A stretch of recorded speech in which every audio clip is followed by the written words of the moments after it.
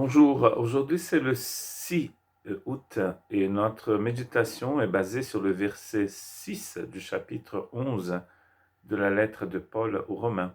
Or, si c'est par grâce, ce n'est pas par les œuvres. Autrement, la grâce n'est plus une grâce.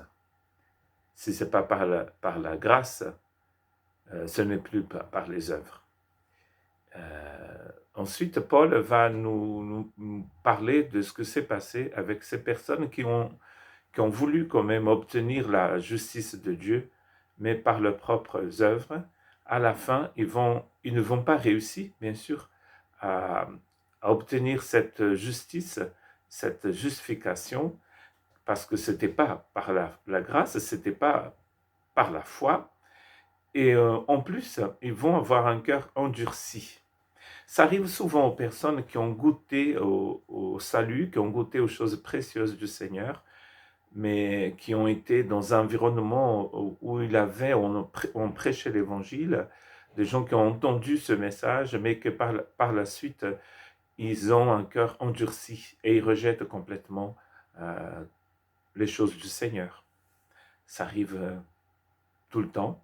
Et Paul, il est en train de parler de cela. Il va citer Ésaïe, il va citer les psaumes et même Deutéronome pour montrer que parmi le peuple d'Israël, il y en a eu ceux qui ont cru et ceux qui ont endurci leur cœur. Ces personnes étaient exposées au même message.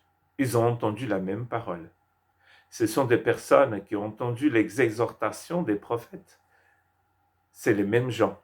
C'est-à-dire, les gens qui ont vécu à un même instant, à un même moment, qui ont entendu les mêmes paroles, qui ont été exposées au message divin, mais certains ont cru et d'autres ont endurci leur cœur. Il y a deux résultats ici, selon Paul. Le premier, c'est que certaines personnes sont justifiées par leur foi et vont obtenir la justification de la part de Dieu. Ils vont être remplis de la justice de Dieu. Et d'autres qui ont rejeté le même message auquel ils ont été tous exposés, ces personnes, après avoir endurci leur cœur, ont eu leur cœur endurci par Dieu lui-même. Et vont rester dans un état d'aveuglement immense. C'est ce que Paul dit au verset 11. Un état d'aveuglement qui va les empêcher justement d'obtenir cette justice de la part de Dieu. Il n'y a rien de pire que d'avoir son cœur endurci par Dieu. Après avoir rejeté son message, ces personnes ont leur cœur endurci. C'est ce qui s'est passé, nous avons vu dans le chapitre 9 avec Pharaon, qui a eu son cœur endurci par Dieu.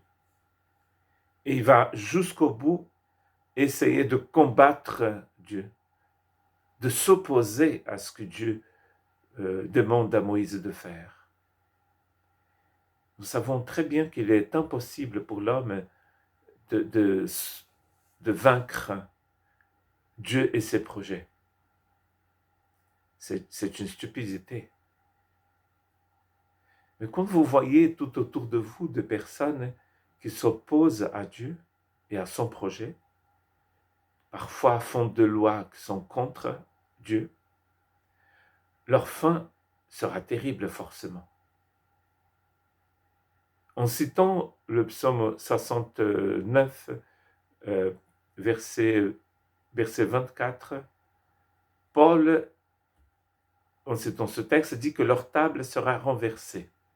Et on se demande ce que ça veut dire, de renverser les tables. Qu'est-ce que ça signifie, la table, ici? Ça peut signifier le plaisir, le fait d'être avec des gens qu'on aime, des amis. Ça peut signifier la fête. Ça peut signifier un mariage, la joie. Tout cela sera renversé parce que les gens se sont endurcis.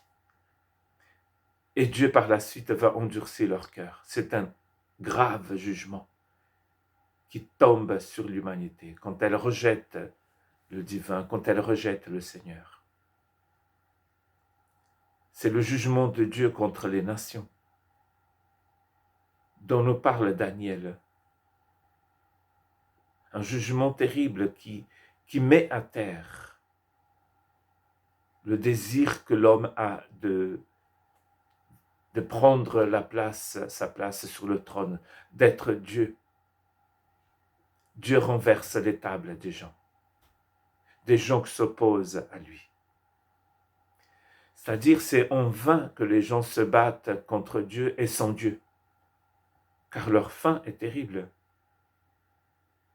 Il y a des chemins, nous dit la parole, que à nos yeux sont très très beaux, sont magnifiques, mais leur fin c'est la mort, c'est la destruction.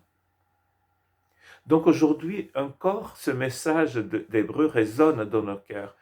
Aujourd'hui, si vous entendez cette parole, n'endurcissez pas votre cœur. Car quand nous endurcissons notre cœur, il sera endurci par la suite par Dieu lui-même. Et là, c'est un jugement terrible. C'est par la grâce que Dieu nous offre tous ces cadeaux. Et son désir n'est pas de renverser nos tables, mais c'est que nous puissions être à table avec lui dans son royaume. Je suis à la porte, je frappe. Si quelqu'un entend ma voix et ouvre la porte, je rentre. Quel bonheur d'appartenir au Seigneur. Que votre cœur soit ouvert à sa parole et que ce cœur ne soit pas endurci, mais soit ouvert à recevoir la vie éternelle. Que Dieu vous bénisse.